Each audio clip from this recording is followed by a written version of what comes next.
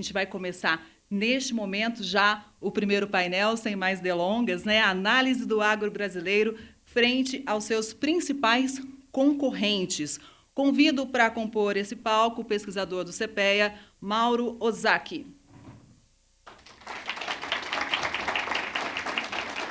O também pesquisador do CPEA, Tiago Bernardino.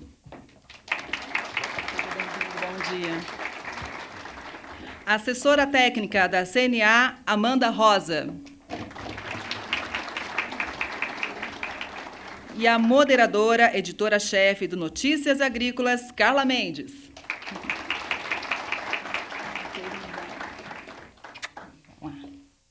Então, 20 minutos para cada palestrante, vai ter também um debate de 20 minutos.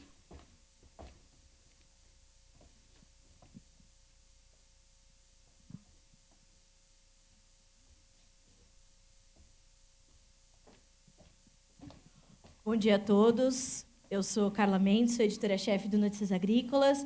Primeiramente, quero agradecer à CNA pelo convite tão especial para mediar um painel de importância tão preponderante nesse momento. Hoje, em especial, eleições americanas, a gente vai falar sobre a competitividade do agronegócio brasileiro frente aos seus principais concorrentes. Então, nós estamos aqui num momento onde, realmente, o agronegócio brasileiro tem um papel fundamental, já conhecido, mas que, claro, ainda vai enfrentar alguns desafios, e é isso que nós vamos ouvir aqui dos nossos colegas. Então, agradeço mais uma vez à CNA, a Casa do Produtor Rural, pelo convite. Agradeço também ao meu diretor, que está aqui nos acompanhando, Daniel Olive, sempre muito presente.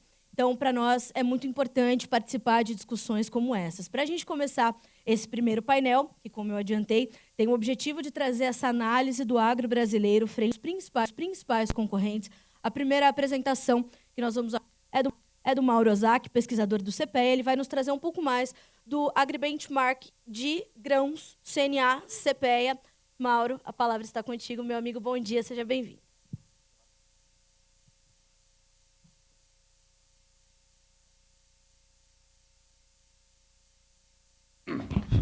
Bom dia. Bom, ainda bem que tem um microfone, que a voz hoje está meio complicado aqui. Primeiramente, gostaria de agradecer à CNA pelo convite e, novamente, de reunirmos aqui um sonho antigo do Projeto Campo Futuro. Como um dos membros mais antigos do projeto, a gente começa a reviver como é que nós semeamos esse projeto e o que nós estamos colhendo hoje. Tá? Então, esse circuito que fecha hoje exatamente a ideia de nós consolidarmos toda a safra que nós tivemos no ano de 23, 24, olhar um pouco para o futuro numa perspectiva de 24, 25, mas não olhar nossos principais concorrentes que estão fora do Brasil. E a ideia deste painel é exatamente nós discutirmos aqui como é que está o nosso principais concorrente. Dentro do projeto Campo Futuro que nós temos com a CNA, o pessoal, nossa equipe, nós compartilhamos parte da nossa informação e comparamos com a mesma metodologia com os nossos principais parceiros no AgriBenchmark na Alemanha, que é uma equivalente à Embrapa da Alemanha. Desde 2007, nós temos esse levantamento em conjunto com eles e várias outras universidades, centro de pesquisas espalhado pelo mundo. E selecionei, no caso aqui, 4 países para nós compararmos nossos principais players. Vou concentrar basicamente soja e milho, pela limitação de tempo, mas não deixando de ser menos importante as demais culturas. O país selecionado para nossos principais concorrentes, país vizinho nosso, Argentina, Brasil, Estados Unidos e a Ucrânia, eu coloco aqui como um país que concorre diretamente com o milho conosco, então por isso ela está nesse grupo. Tá? Na Argentina, basicamente, são 3 fazendas típicas que nós pegamos, que é a metodologia parecida com a nossa aqui, do Projeto Campo Futuro, e dela nós pegamos, selecionamos essas fazendas e colocamos na metodologia para fazer essas comparações.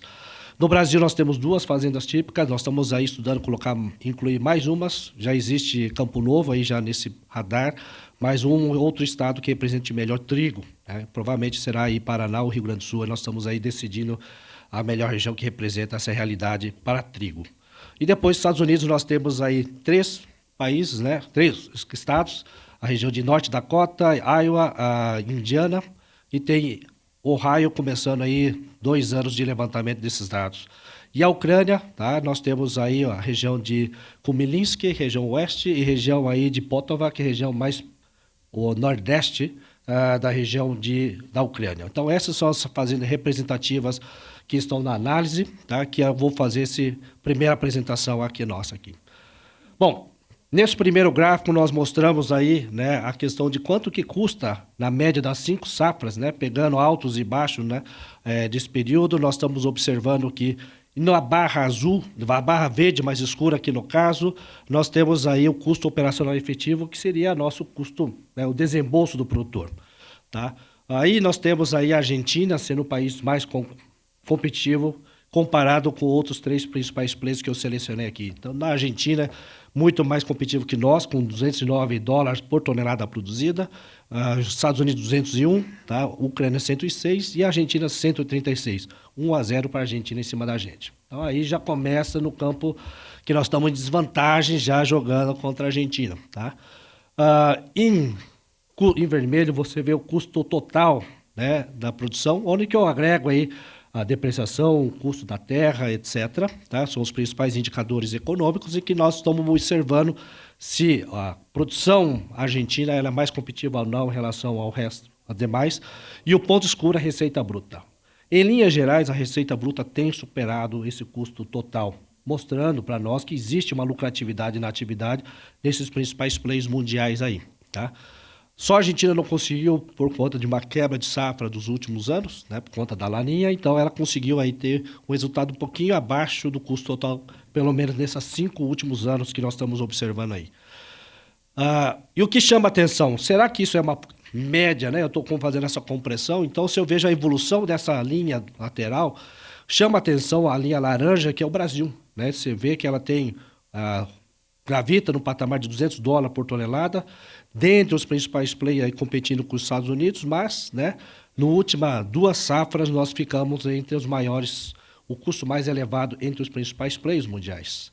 Né? O que chama a atenção é que nós tivemos quebra de safra em 21, 22, né, Paraná em especial, e a elevação do nosso custo pelos preços dos fertilizantes, ou seja, nós viemos numa ascensão do custo de produção, em especial por conta dos fertilizantes. O glifosato ficou mais caro, sementes começou a ficar mais caro também, o que acabou elevando o nosso custo de produção. A Argentina também não foi diferente, não está isolado no mundo em relação ao preço global do fertilizante, também recebeu esse impacto. Mas o impacto maior por tonelada produzida é porque a Argentina vem passando por período de laninha, que nós pegamos 2 safras seguidas, Rio Grande do Sul é o exemplo disso para nós, né? Pegamos aí a safra 21, 22, 22, 23, né? Que são as 2 safras aí que sofreram esse impacto com falta de chuva, então explica porque tem essa ascensão do custo por tonelada produzida na Argentina e o Brasil ainda no patamar elevado. E uma certa estagnação do preço dos Estados Unidos. Se olhar, os Estados Unidos aí sempre $180 a $220, mesmo com, né, preço mais elevado com relação ao fertilizante, ela mantém essa estabilidade, né, coisa que a gente não começou a captar aqui. Ucrânia não dá para falar muita coisa, pelo menos dessas duas últimas safras, que agora muda toda a realidade em função da guerra que assola esse país. Então, a gente vê que tem esses problemas, né, com relação à disponibilidade das matérias-primas ou de qualquer outro, né, fertilizantes e diesel, um pouco mais complicado para os produtores operarem naquela região por conta da guerra. Mas o que é que explica para nós aqui, se nós olharmos um detalhamento, o que é que pesa no nosso custo de produção, né? Se nós olharmos aqui nesse primeiro gráfico, eu coloco todos os principais itens que compõem esse custo total. E na barra verde a gente vê que o insumos é o que pesa significativamente para a nossa estrutura de custo, além do custo da terra, depreciação, tá? E aí nós temos a operação mecânica e a manutenção mais diesel e a mão de obra como um todo. A Argentina tem uma estrutura diferente da nossa, ela não tem muita terceirização, por isso você vê na Argentina tendo baixo custo com insumos, tá?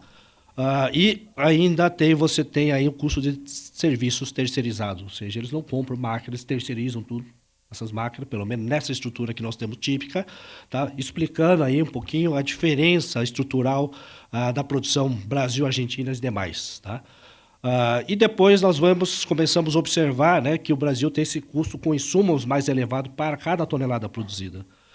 E quando nós olhamos o detalhe, pegamos aí o microscópio, nós vamos, né, aumentar o tamanho do foco, a gente pega só insumos, o que é que pesa para nós? Pesa porque nós temos que gastar mais com fertilizantes. Nosso solo, comparado com os principais players, né, mundiais, é um solo mais pobre. Requer um uso maior de fertilizantes. Tá? Então, o que a Argentina gasta com insumos, $62 por tonelada, nós gastamos com fertilizantes, na média dos 5 anos. Então, todos os outros insumos que nós colocamos, semente e defensivos, tá? A Argentina tem essa vantagem. Tá? Que nós estamos produzindo um solo mais rico, no caso da região de Buenos Aires, solo escuro, principalmente na região mais norte da Argentina. Tá? Aí, depois nós pegamos os Estados Unidos, que é o nosso principal concorrente, tá? Também tem o custo, né, significativo com a semente, que normalmente a semente dele é de uma geração anterior, né, mais adiantada que a nossa. Tá? Eles estão trabalhando com uma genética melhor que a nossa. Nossa vem, vamos falar assim, da nossa tecnologia, uma soja tropicalizada, tá? Mas nem a tecnologia são um pouco diferentes, mas mais caro a semente para eles, só que não gasta tanto com fertilizantes. E defensivo, basicamente, o que pesa é herbicida. Tá? E nós já temos aí uma ferrugem que nós convivemos 20 anos. Nós temos um clima tropical que precisamos fazer um controle com inseticida. Uma sucessão de cultura deixa mais intensivo esses problemas. Então, nós temos aí uma agricultura, um custo mais elevado que nossos principais players. Então, de saída, nós estamos em desvantagem para operacionalizar nossa produção. Tá? Nossos principais players têm essa margem maior em relação a gente, tá? Comparando com relação à soja, se nós pegarmos a média das 5 últimas safras. Tá? E o milho, né? Se a gente olhar um pouco mais, será que é a mesma coisa? Claro que nós estamos aqui, como eu coloco por tonelada, exatamente para tentar equilibrar que nós temos basicamente a segunda safra aqui de milho, enquanto os demais que eu estou comparando aqui é milho primeira safra, equivalente à nossa primeira safra. Então, se nós olharmos por tonelada produzida, nós estamos, né, a Argentina continua aí, né, com um custo por tonelada de $87 por toneladas, né, no caso de milho. Depois vem os Estados Unidos produzindo uma média de 11, 12 toneladas por hectare, a Argentina em torno de 8 a 7, e nós em torno de 6 e a Ucrânia em torno de 7 toneladas por hectare. Então, mostra que nós e a Ucrânia nós estamos próximos em termos de produção, né, custo de produção por tonelada produzida. Tá? Seguida, nós temos depreciação, aí, juros e o custo da terra, né, alocado proporcionalmente à sua receita. Aí. Bom, chama a atenção novamente, nosso caso específico em laranja, né, nós temos nossa elevação de custo, a safra, no caso 2021, em especial, aí sobra um peso um pouco maior por conta da Paraná, ter quebra de safra por conta da seca, tá? E geada teve naquele ano, foi um ano que o carro foi e voltou, deu a ré ali, então acabou de atropelar direitinho ali o produtor que saiu da seca e depois foi pego pela geada, então foi um ano bem difícil no 21, 22, não, 20, 21. E depois nós tivemos, desde esse ano, uma intensificação maior de problema de cigarrinha. Então nós temos esse custo incremental, né, com relação a inseticida, que jogou no nosso outro patamar, nosso custo por tonelada produzida por conta da cigarrinha. Não é diferente da Argentina. A Argentina começa a ter também esse problema, então essa ascensão de custo na Argentina se deve uma parte pela seca, então produziu menos, então o custo por tonelada ficou mais caro para a Argentina, tá? E também começa a ter um pequeno problema de cigarrinha, ou seja, eles não sabiam o que era isso até ano passado, né? E agora começa a conviver o mesmo problema, né? Então, né, a cigarrinha começou a ser mais forte na região oeste da Bahia, ela foi descendo para a região de Goiás, chegou Mato Grosso, já atravessou a fronteira, já chegou, né, também para a Argentina também. Né? Não é diferente dos Estados Unidos, você vê que o patamar é parecido com o soja, né, um desenho muito parecido, soja e milho, no caso dos Estados Unidos. Trabalham, nesse caso aqui, normalmente 50% da área soja, 50% milho, tá? É o desenho de primeira safra que eles têm, não tem a nossa sorte de ter 2 safras, até 3, depende da região. Tá? Então, essa intensificação é o nosso perfil da nossa produção aqui.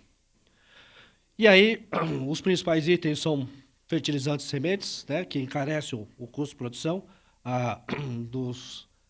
daqui da nossa região, e já comentei a relação da Laninha, né, que quebrou bastante a safra da Argentina, e por isso também reflete aí no custo mais elevado, e aí no caso especial, cigarrinha.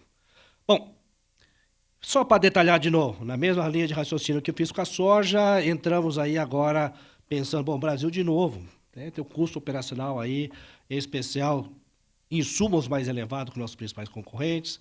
O mesmo desenho acontece com operação mecânica e mão de obra, depreciação. E aí entra no detalhe, novamente, agricultura tropical, tá, intensivo. Nosso custo semente não é tão diferente com os demais pares que nós temos, mas temos um custo mais elevado com fertilizante de novo. Mesmo nosso sistema, beneficiado pela fixação de nitrogênio, utilizando aí, né, toda a inoculação que nós fazemos, nós deixamos de aplicar o nitrogenado, que é um ganho ambiental tremendo, só que nós não quantificamos isso, nós não recebemos mais prêmio por conta disso, fazemos mais de 50 anos isso, certo? Com plantio direto e nosso plantio, que nós fazemos, né, de forma como é que a gente acreditava que era o melhor. Hoje a gente entende que isso é um benefício tremendo, nós estamos contribuindo há muito tempo e nós não somos reconhecidos, vamos falar assim, certo? E aí nós temos aí o uso de fungicida. O Brasil é um dos poucos países do mundo que aplica fungicida na produção de milho, segunda safra, ou no milho, e aí inseticida. Por ser um país tropical, cigarrinha presente, tá? Nós temos esse custo elevado no Brasil aqui. Segunda safra, para nós, é um desafio constante, por conta da restrição climática, a gente sempre está no fio da navalha, ou produzimos bem, ou não produzimos muito bem. Então, é 8,80 segunda safra. Tá? É uma roleta russa, que nós assumimos isso no nosso sistema produtivo para tornarmos competitivo. Tá? Foi a forma que a gente conseguiu desenhar para continuar na atividade. Isso, resumindo, a gente pega a questão da nossa rentabilidade. O sistema soja mais milho, proporcional suas áreas, aí fazendo distribuição. Como é que funciona? Será que no Brasil, primeira safra nos Estados Unidos, na Argentina e na Ucrânia é mais competitivo que o nosso sistema soja mais milho? Tá? Olhando a fazenda como um todo, nós olhamos que nós não estamos tão ruins se olhar a barra verde escura aí, que fala custo operacional efetivo nosso aqui, a margem bruta nossa é positivo, melhor que da Argentina. Quer dizer, na média histórica nossa, nós estamos vendendo melhor, produzindo melhor, e é que faz, né, por hectare aí um resultado mais positivo para nós aqui. Tá? Agora, se nós olharmos aqui, considerar o custo da terra e depreciação, nós estamos aí próximo dos Estados Unidos. Tá? Porque a terra norte-americana é muito cara, o valor do arrendamento é muito elevado. Então, aí traz para nós aí a vantagem que a gente precisa no olhar mais econômico. Nós estamos no jogo com eles ali. Tá? E quando nós olhamos em termos de rentabilidade, quanto real, dólar estou colocando e quanto é que está me retornando, também traz um certo resultado positivo para o nosso cenário. Tá? Claro que aqui estou pegando uma fazenda típica, tem um padrão de produtividade, não é o top, né, dos produtores aí produzindo 80 ou 90 sacas por hectare de soja, mais 100, 120 sacos ou 200 sacos de milho. Né, nós estamos pegando o produtor típico, né, assim como eles estão pegando nos seus respectivos países, mostra, né, um sinal para nós que nós estamos no jogo, mas não temos muita margem para fazer algumas adicionais aqui no Brasil. Certo? Poderíamos ter resultados melhores? Poderíamos. Né? Se nós olharmos aqui, agora a gente começa a entrar nessa regulamentação da União Europeia, começa a vir esse tipo de protecionismo para tentar viabilizar a produção da União Europeia. 150 euros de subsídio para produzir soja na Polônia, tranquilo para produzir assim, certo? Com esse subsídio aqui no produtor brasileiro ficar feliz da vida. Só que nós não temos essa mesma opção. Então, desde a Covid, a gente nota que existe um mercado buscando ser um pouco menos dependente em qualquer canto do mundo. Não é exclusividade da Europa, todo mundo começou a repensar suas estratégias. E nós vamos sofrer consequência disso. Então, nós temos que repensar a nossa estratégia porque todo mundo quer ser menos dependente. Tá? Porque eles viram uma certa ameaça, né? Por mais que o Brasil seja uma nação mais pacífica, quer ser amigo de todos os países, mas cada um, seus pares estão olhando o interesse da sua nação aí. Então, esse é um ponto que começa a criar uma certa inflexão no nosso sistema produtivo. Nós temos que olhar porque a soja entra nesse radar, carne bovina entra nesse radar, então indiretamente vai ter a questão da questão do milho, café, né? Entre madeira, seringueira, cacau, entre outros aqui, afetando a gente aqui nessa União Europeia. Então, recentemente já tem uma dor de barriga aí, né? Ficou essa semana inteira dando essa dor de barriga aí, uma declaração infeliz, né? Mas é o pensamento da União Europeia com relação a nós. Assim como nós temos desconhecimento da produção da África, eles também têm desconhecimento da nossa produção, né? Então, ainda né, com certa, talvez, um certo desconhecimento ou talvez uma certa arrogância em relação ao nosso sistema produtivo, certo? Dá-lhe essas bola fora aí fica a semana inteira tentando contornar essa situação. Então, foi semana inteira que a Danone teve que, né, azedou o iogurte aí que passou essa semana aí, né? Então, com palavra mal feita, deu uma azedada no negócio aqui. Outra situação que a gente vai ver, esse daqui, o glifosato, está toda hora pipocando lá na União Europeia. Volte e meia está essa pressão forte de você banir esse glifosato. Então, isso daqui, por mais que, né, glifosato seja um produto aí genérico, mas ela tem um impacto bastante forte no nosso sistema produtivo. Precisamos encontrar qual é o substituto para esse herbicida para o nosso sistema produtivo. Um produto barato, né, que já não tem patente, e que se você vai colocar um produto equivalente ou mais caro, quanto é que isso vai impactar no nosso custo de produção, no nosso sistema produtivo.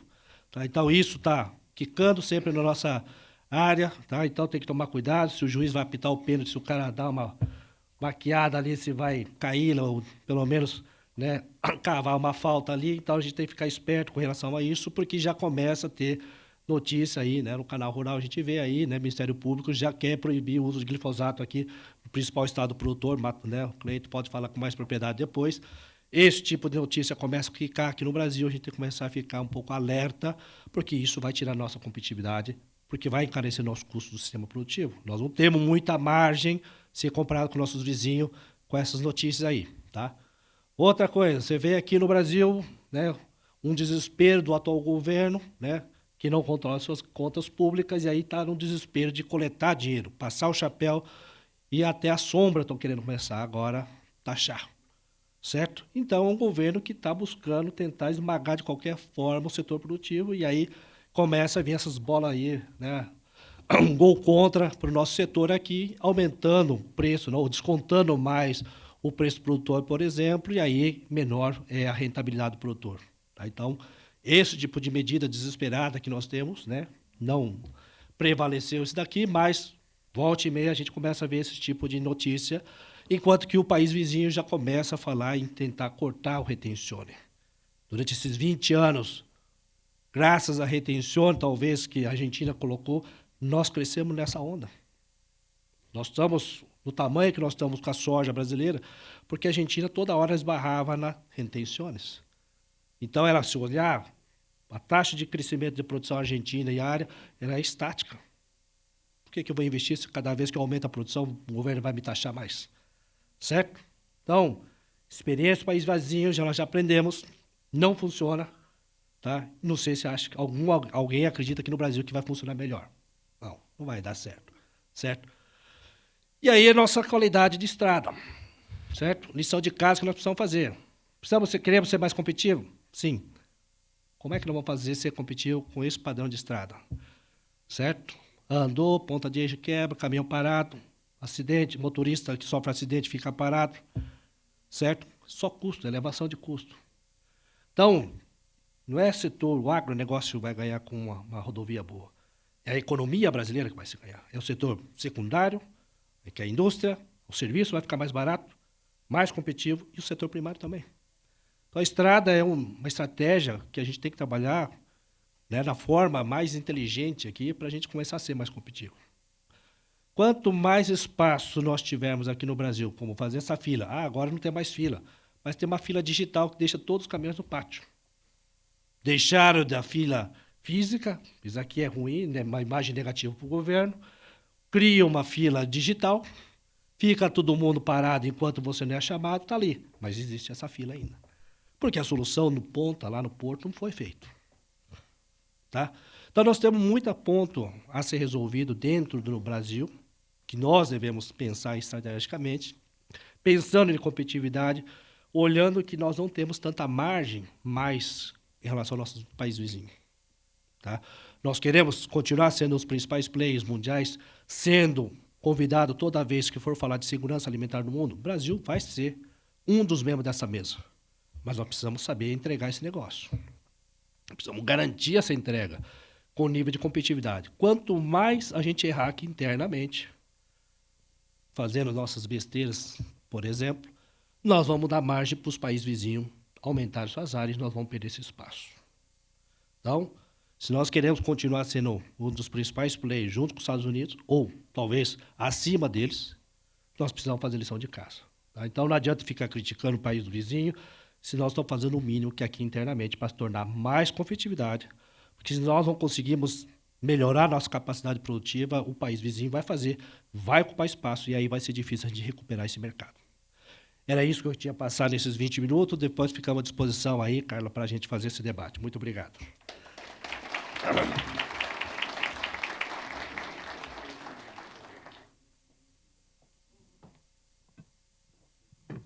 Bom, tem muita coisa para a gente fazer na soja, no milho e agora a gente vai entender um pouco mais, só reforçando para vocês como vai ser a dinâmica. Então, tivemos a apresentação do Mauro, o Thiago vai fazer agora a sua apresentação também durante 20 minutos, depois a Amanda, e continuem mandando as perguntas de vocês, que ao final a gente vai ter uma rodada para a gente debater esse painel, portanto. Então, Thiago, por favor, o Thiago Bernardino, que também é pesquisador do CPEA, vai falar um pouquinho sobre o AgriBenchmark de pecuária de corte, CNA, CPEA e International Farm Comparison Network para leite. Thiago, a palavra é sua, fique à vontade. Obrigado, bom dia a todos. Bom dia. Em primeiro lugar, agradecer em nome do Dr. João, toda a equipe técnica da CNA, sempre o apoio para o projeto em si, né? Não vou me alongar muito, o Mauro já mencionou isso, mas fico muito contente quando a gente volta aqui na Casa do Produtor Rural, né? Quando em 2002 a preocupação era a retenção, né? O sequestro do boi no pasto, né? Pelo governo, que ia mudar. E aí a CNA teve a brilhante ideia, né? De começar a acompanhar custos de produção, ou melhor, a fala interna que era acompanhar a inflação, né? O GPDI da pecuária. Então, não sei se isso é bom ou não, mas me lembro em 2002 começando esse trabalho junto com a CNA, com pecuária de corte. Começamos lá no Mato Grosso do Sul, então tem uma larga história aí por trás. E aí, em 2006, a gente começou a mostrar esses dados para o mundo todo, né? E comparar, entender essa dinâmica, né, dessa competitividade brasileira, junto com o AgriBench, e também, posteriormente, o IFC e IFCN, né, na parte de leite. Então, a gente vai passar esses próximos minutos falando um pouquinho desses números. Tem muita coisa bacana aqui. O Mauro já mencionou questões, né, de infraestrutura, questões e pressões, seja ambientais, uso de insumos, né?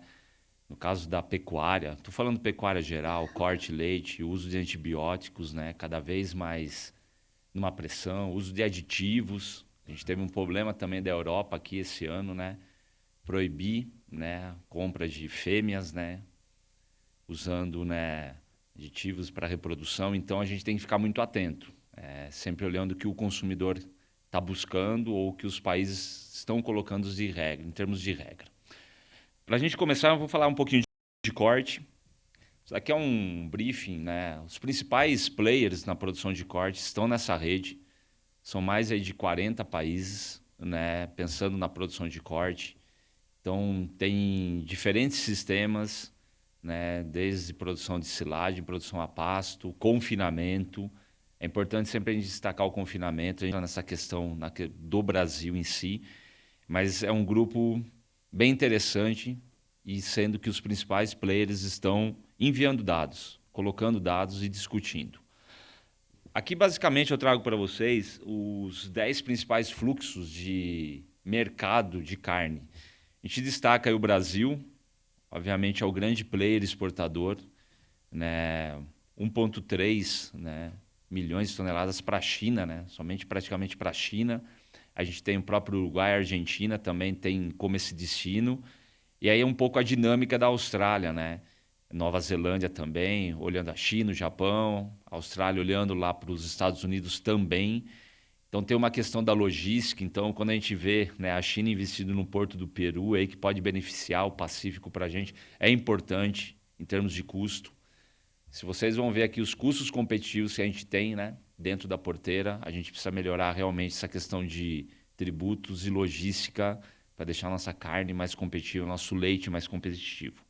Mas basicamente isso é um fluxo, aqui são as exportações. É interessante a gente colocar a perspectiva para 24, né? Parece que mudou um pouquinho, né? Houve muita exportação de carne bovina brasileira esse ano. Vamos bater o recorde, principalmente por esse fator. A grande preocupação no mundo é a redução, principalmente do rebanho norte-americano, um grande player, né, em termos, não vou dizer de rebanho, ele é importante de rebanho, mas em termos de produtividade, obviamente reduzindo o rebanho, o impacto na produtividade. Então a gente nota, cai o rebanho, aumenta o custo, né? O custo desses animais. Não à toa, Estados Unidos se torna o nosso segundo maior destino em 2024 em termos de exportação. Então isso é muito bom para o país, para o Brasil, mas é óbvio que eu trago uma dinâmica diferente para o nosso mercado. Invariavelmente, aumento de preço do boi faz com que haja um aumento do preço do boi magro, do bezerro, dos insumos, e a gente joga uma pressão para 2025, obviamente, em termos de inflação da carne. Isso daí, invariavelmente, a gente volta ao patamar de preços que a gente estava negociando carne 22, 21. Então, isso impacta, eu estou dizendo, não só o nosso mercado, em termos econômicos, mas como o mercado internacional. A gente está falando já de arrobas acima de $55, né? Quando a gente traz daí, diminui um pouco a nossa competitividade. Olhando para a Austrália, talvez a Austrália, a gente vai ver depois comparando o custo, a Austrália ela traz, obviamente, uma recuperação do rebanho, isso faz com que também os preços da reposição, principalmente bezerro, caiam na Austrália. Então, deixa, de certa maneira, competitivo, mas não dá para a gente comparar, obviamente, o rebanho australiano com o nosso. Mas a Austrália está numa situação muito parecida com o Brasil em termos de reversão de ciclo, né? Mais oferta de animal, principalmente 22, 23 nessa passagem. E aí, quando a gente olha os Estados Unidos, obviamente, uma redução desse rebanho. Então, aqui eu coloco para vocês, né, o índice, né, de preços, né, do bezerro, assim como de terminação, né, do gado terminado em vermelho, bezerro em verde. Eu trago aqui a parte da América do Norte, principalmente Estados Unidos. Aí a gente tem a América do Sul, a Europa, né, e a Austrália. O que a gente nota, sim, é um aumento de custos, né, preços, principalmente a gente está analisando 23, América do Norte e Europa, enquanto, como eu comentei, Brasil e Austrália, a gente vem registrando custos inferiores. E aí, entrando na discussão, né, abrindo a discussão de comparação mundial, a gente começa a trazer alguns indicadores importantes, né, principalmente começando com cria. Aqui é a idade da primeira cria, em termos em meses. Aqui eu sei que ficou um pouquinho, vamos dizer, tudo meio um pouquinho colorido, mas se vocês pegarem o Brasil, aqui o meu pointer, a gente tem um dos maiores idades em termos de primeira cria. 30, 36 meses. Puxa vida, Thiago, tem região aqui, tem produtor que está inseminando novilha com 14 meses. Sim, vamos sempre pensar no modal brasileiro. A gente ainda produz ainda a primeira cria aí com algo em torno de 30, 36, 42 meses. Enquanto que a média mundial a gente está falando 24 meses a 30 meses, né?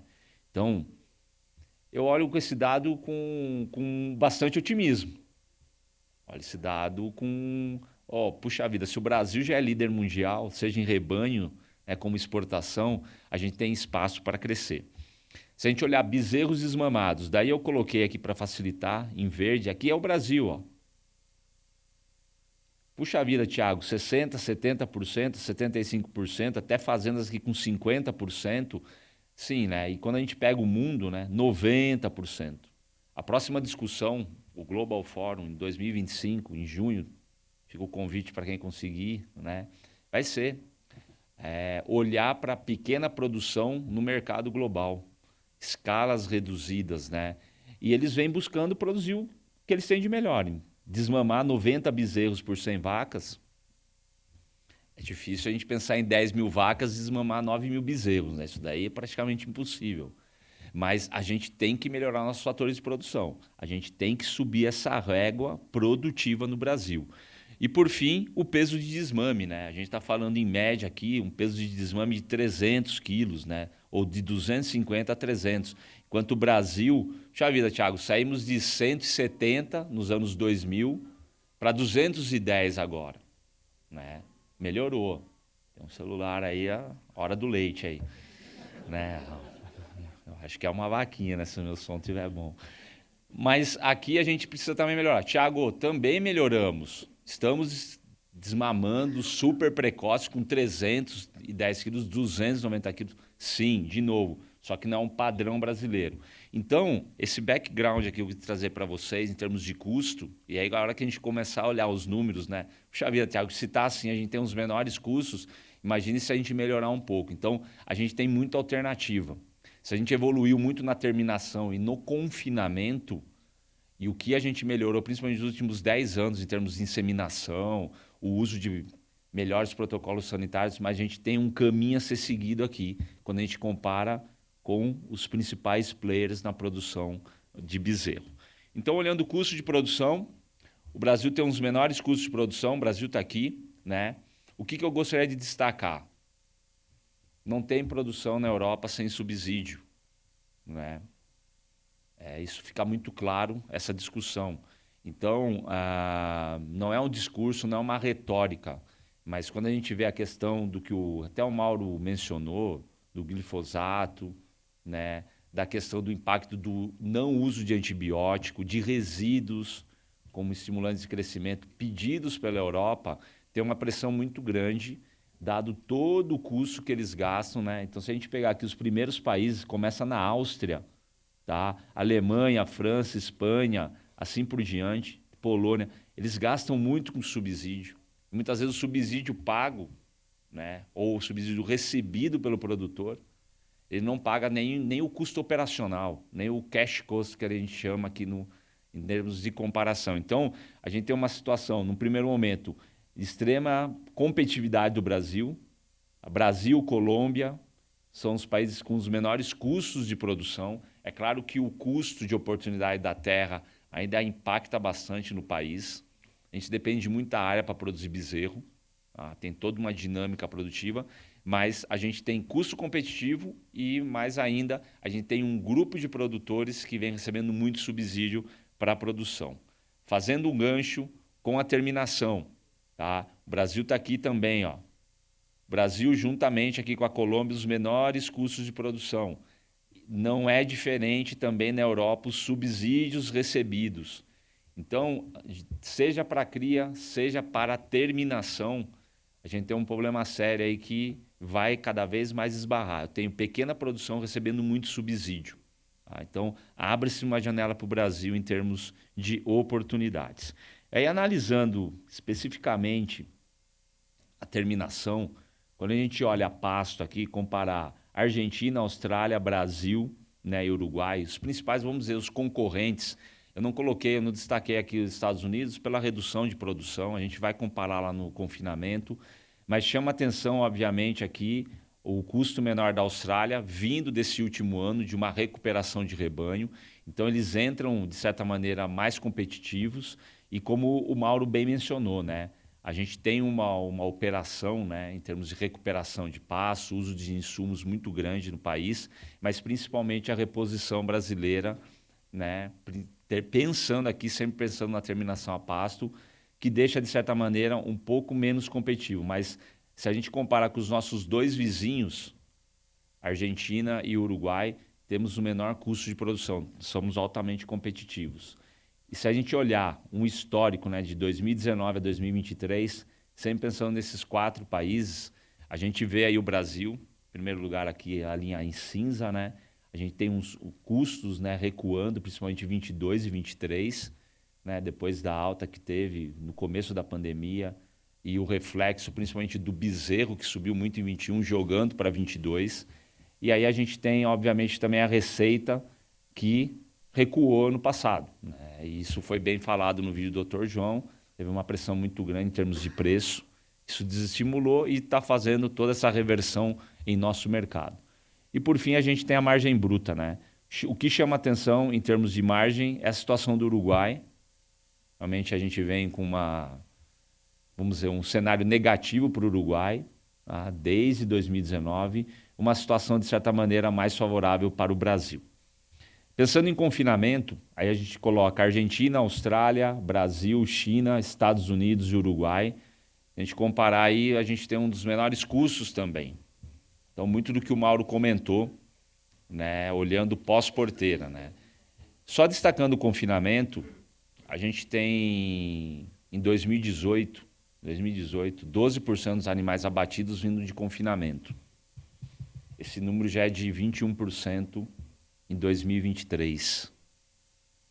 24% em 2022. Então, o confinamento cada vez mais ganha espaço no país. Tá? É um sistema aí que cada vez a discussão maior, obviamente, no Agribench, nas nossas reuniões aqui em Campo Futuro, não vou dizer do fim da recria, longe disso, mas uma produção muito forte na cria, uma produção muito forte de terminação de confinamento. Temos os menores custos também, juntamente com o Uruguai, em termos de confinamento. E quando a gente coloca Estados Unidos e China, obviamente, abre-se uma janela grande.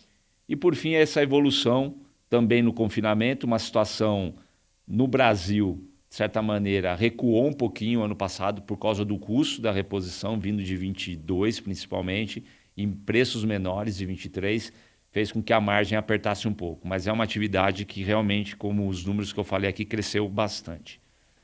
Só para a gente não alongar muito, né, a gente vai falar de leite agora, mas conclusão de corte, preço de carne de gado subiram recentemente em alguns países, né, mas também os custos subiram, no caso, no último período, recuou. A lucratividade da cria caiu, né, em algumas exceções, poucas exceções, né, recuando principalmente Brasil e Austrália. As fazendas de cria recebendo muito subsídio e lucratividade da terminação recuou, principalmente dessa compra de uma reposição mais cara em 22.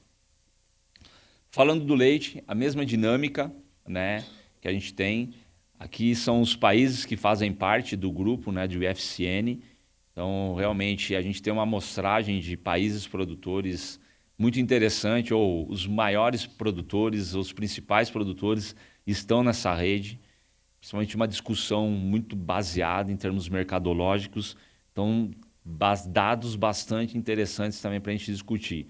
O que eu gostaria de destacar aqui para vocês, né? Perspectiva de crescimento de oferta mundial, mas o que chama atenção, por mais que a gente tenha um crescimento aqui para 24, a gente teve um decréscimo vindo de 20 para 22, 23. Isso fez com que sim os preços subissem ao redor do mundo todo e invariavelmente impactassem no Brasil. A gente tem uma dinâmica aqui produtiva, lógico, de aumento de preços, né, chegando a 4, 8, 10 reais para a gente no mercado. Isso estimulou a produção, estimulou o investimento, isso reverteu, mas houve um ajuste sim, dado todo o cenário global. E aqui, basicamente, 80%, né, dos países dependem, né, vão precisar cada vez mais aumentar a produção.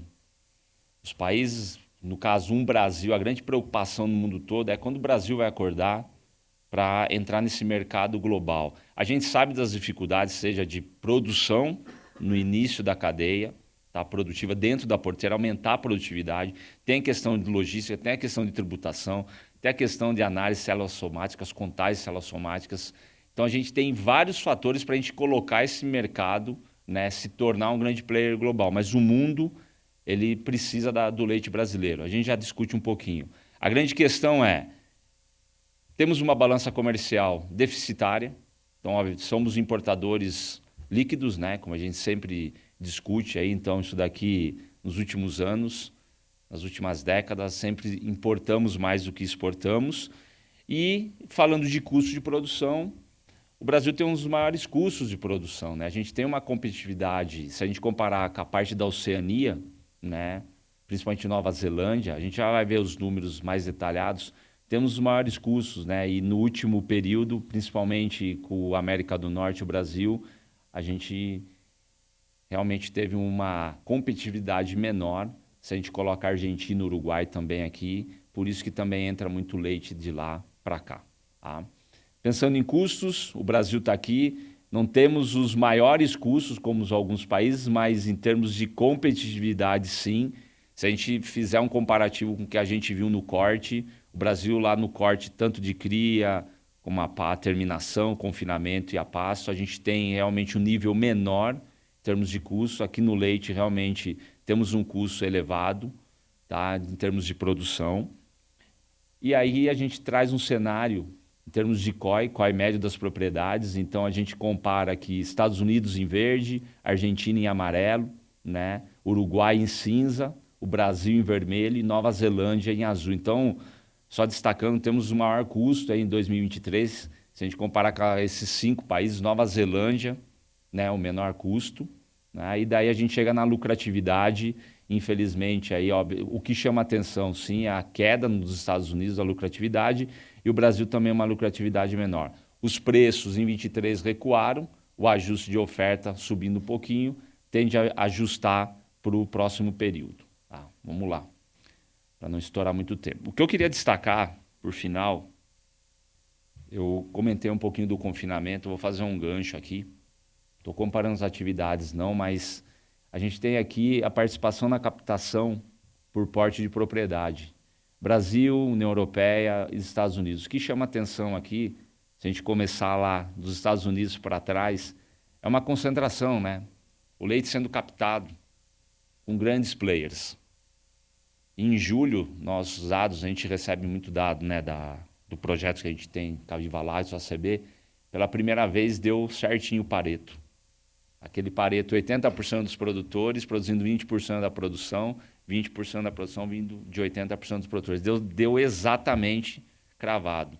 Então, hoje o leite no Brasil é para 80% do leite produzido, 20 produtores. Então, se a gente olha isso daqui no mundo todo, não me ousa acreditar que num futuro, não obviamente nos próximos anos, mas num futuro breve, a gente vai ter uma concentração por eficiência de escala. E quando eu faço a comparação com o confinamento, é isso que vai acontecer com a cadeia do boi. No meu modo de ver, a gente vai ter fornecedor de bezerro e vamos ter terminadores. Porque hoje quem fornece, quem garante escala para frigoríficos, exportadores, como vocês viram, são obviamente grandes players. Eu estou falando de 130, 180, 80 mil cabeças, me dá uma garantia de escala de 2 dias e meio. É o que acontece no leite e é o que vai acontecer para o boi. Então, cada vez mais o produtor recebendo por volume, além de receber por qualidade, proteína, assim por diante. Mas isso acontece no mundo, e vem acontecendo e provavelmente acontece no Brasil. Para a gente encerrando, perspectiva no mercado global lácteo é que a gente tenha um aumento, sim, da rentabilidade. Isso favorece, mas como eu disse, favorece quem for eficiente, quem tiver uma competitividade mais ajustada, melhor. E em 2030, perspectivas do grupo do IFCN, 11 mil produtores saem da atividade. Então a gente tem que olhar os dados do Campo Futuro, olhar para casa, políticas públicas e ver o que a gente precisa melhorar em termos de eficiência dentro da nossa cadeia, olhando sim para o produtor rural. O leite é importante para a nutrição. Os desafios, a partir de agora, garantir, né, o estoque de leite cru. Acessível e produzido em um ambiente sustentável. A gente vai ter cada vez mais custos extras, como o Mauro mencionou, tá? Para grãos, isso daí vai impactar, seja corte e leite. Desequilíbrio do leite. Então, realmente, até 2030, a demanda não vai ser atendida. De onde virá? Essa é a pergunta. E está uma expectativa positiva em relação ao Brasil. E, por fim, o investimento necessário para desenvolver ações adicionais de forma sustentável. Acho que a gente vai ter que ter uma discussão mais ampla sobre esses temas aí, em termos de olhar a sustentabilidade da cadeia. Tá? Queria agradecer, desculpa estourar um pouquinho o tempo. Mais uma vez, obrigado. A gente fica aqui para discussão. Valeu.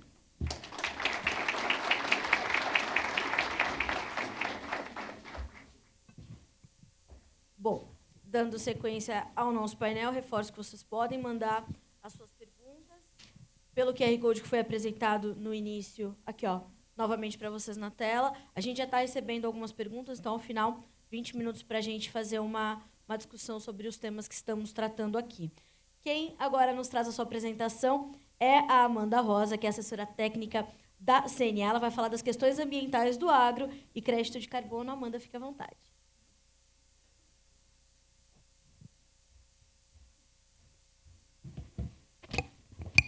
Bom dia.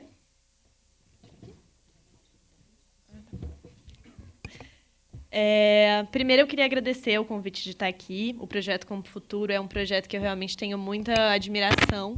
Então, é muito legal estar aqui com vocês hoje falando um pouco sobre sustentabilidade. A gente sempre precisa pensar que a sustentabilidade, apesar dela ter um dos objetivos da sustentabilidade, né, ser garantir a durabilidade dos nossos recursos naturais e o uso consciente dos nossos recursos para garantir níveis de produtividade e de produção, a sustentabilidade tem um preço.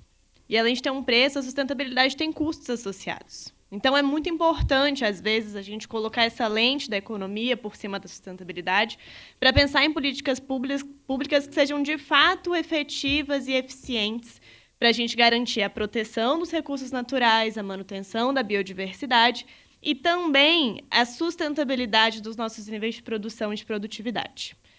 Quando a gente fala de mudanças climáticas, isso é muito importante para o agro, porque a gente sabe que é um setor que é extremamente dependente de fatores meteorológicos. Toda a produção agropecuária ela é muito baseada em chuvas, em calor, em frio, em umidade. A gente tem limites de temperatura, igual esses aí mostrados abaixo, que foram calculados pela Embrapa, que já incorrem em diminuição da produtividade. Então, quanto mais a gente sabe quais são os efeitos das mudanças climáticas e mais a gente sabe o que esperar, mais como a gente tem como se preparar. Essa preparação que a gente tem para as mudanças climáticas, a gente chama de medidas de adaptação.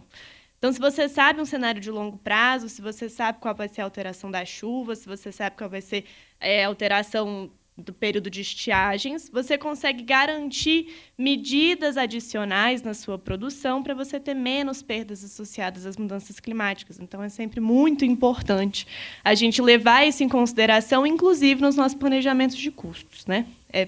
Incluir medidas de adaptação dentro da nossa produção tem um custo associado.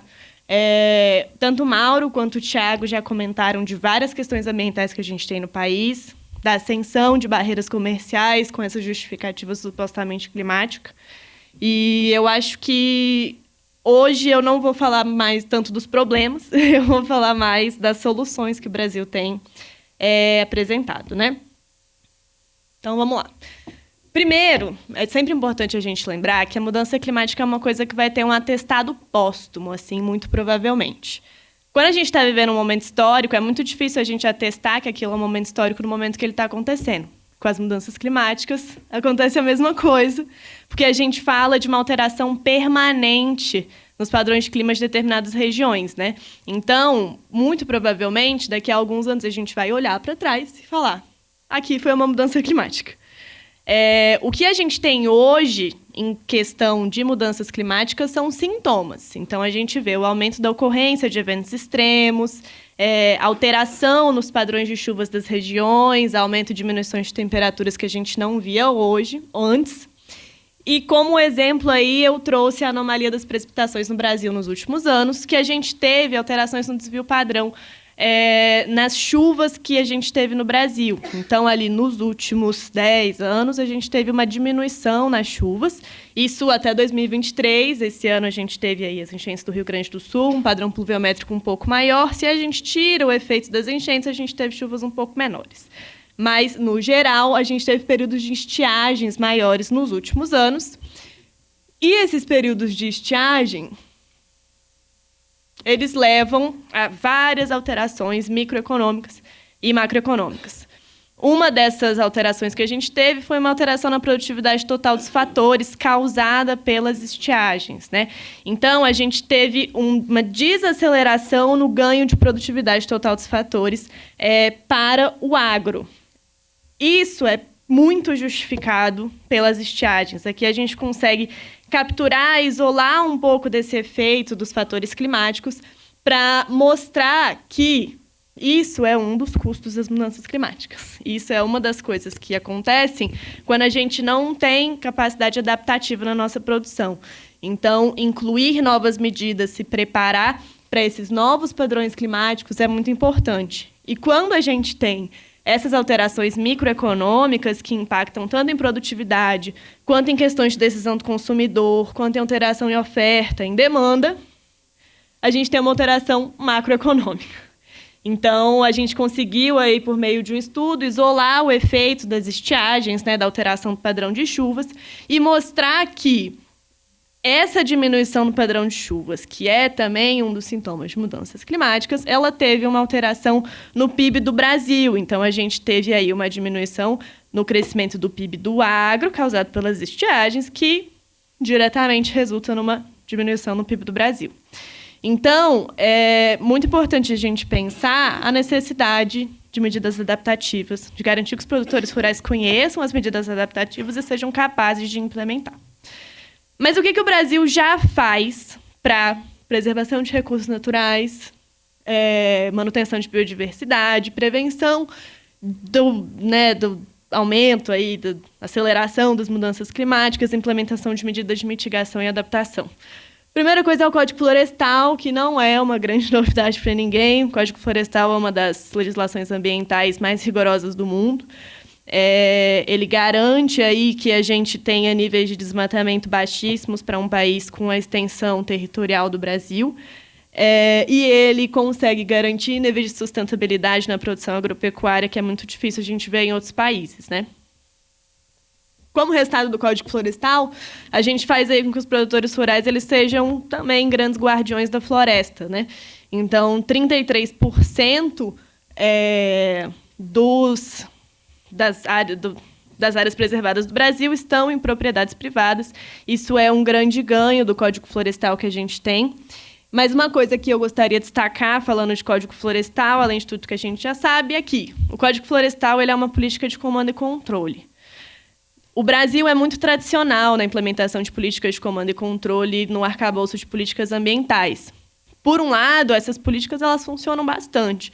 Elas são muito importantes para a manutenção de biodiversidade, preservação de vegetação nativa, mas elas têm um custo associado que é um pouco alto.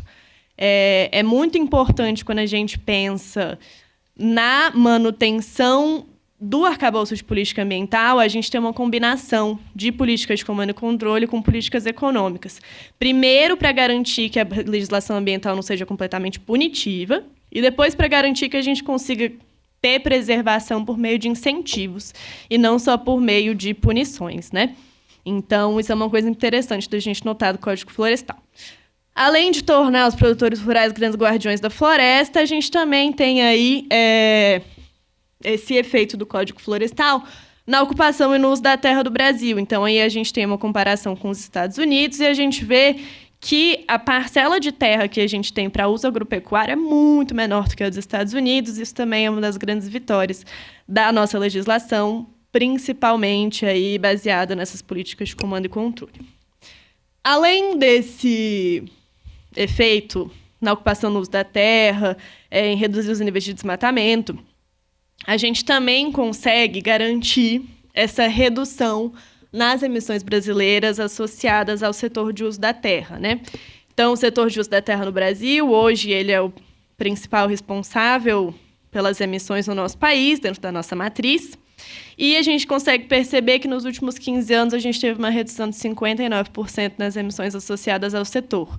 Muito por causa de políticas de combate ao desmatamento ilegal, muito porque a gente consegue, a cada ano que passa, aprimorar mais a nossa capacidade de implementar o Código Florestal, de implementar políticas de comando e controle, que são o que a gente tem disponíveis hoje no Brasil.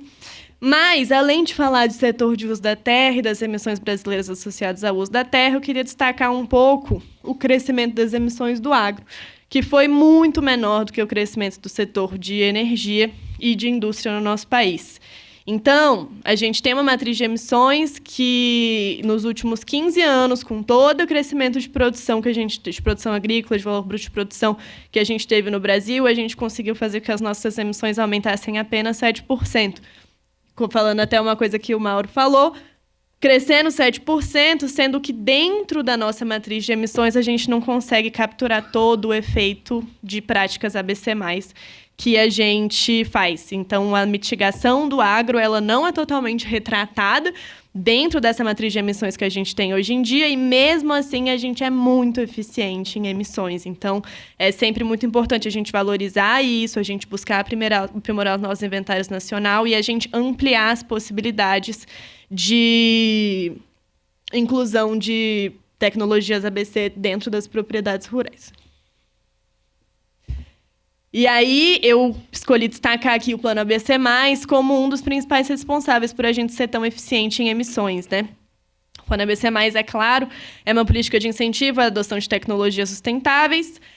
Ele tem metas e essas metas são associadas à mitigação de emissões baseadas nessas tecnologias que o plano busca incentivar. Incentivos econômicos que são extremamente importantes para que os produtores rurais consigam estar abertos a incluir novas tecnologias nas suas produções. Como o Mauro e o Thiago também falaram, é bem legal a gente pensar que algumas das tecnologias promovidas pelo ABC+, elas já eram padrão dentro das propriedades rurais. Então, o produtor rural brasileiro, ele já era sustentável, mesmo sem saber que aquilo seria sustentabilidade, né? E é muito importante a gente associar benefícios econômicos à inclusão de políticas de sustentabilidade para garantir a manutenção da produtividade no setor agro brasileiro, né? Então, eu falei dos efeitos do Código Florestal, que é uma política de comando e controle. Falei que é uma política muito importante, que ela ajudou muito a gente a reduzir emissões associadas a desmatamento, ela consegue garantir que a nossa produção agrícola seja sustentável. Falei do Plano ABC, que dá incentivos econômicos para que os produtores rurais consigam implementar novas ações dentro das suas produções.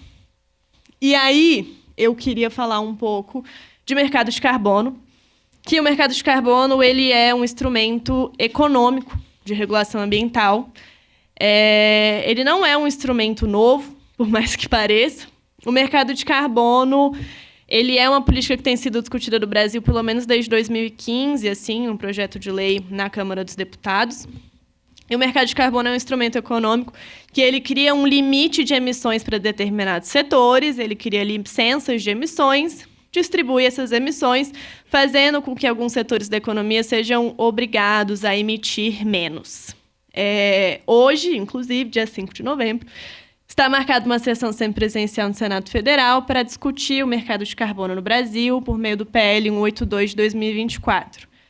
Isso é uma coisa que acontece com frequência nos últimos anos, às vésperas da COP, né? A COP 29 começa daqui a 6 dias, no dia 11 de novembro de 2024, em Baku, no Azerbaijão. Então, hoje, o Legislativo brasileiro vai, mais uma vez, tentar acertar esse texto do mercado de carbono para garantir que o Brasil tenha mais um instrumento no seu arcabouço de políticas ambientais, né?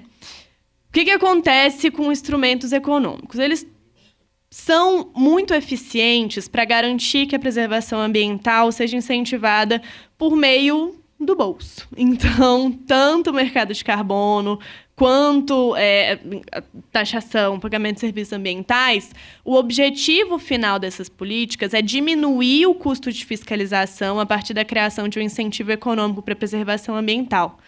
Então, a criação do mercado de carbono no Brasil, ela pode ser um grande acessório da nossa política ambiental a partir do momento que ela diminui os nossos custos de implementação dessa política.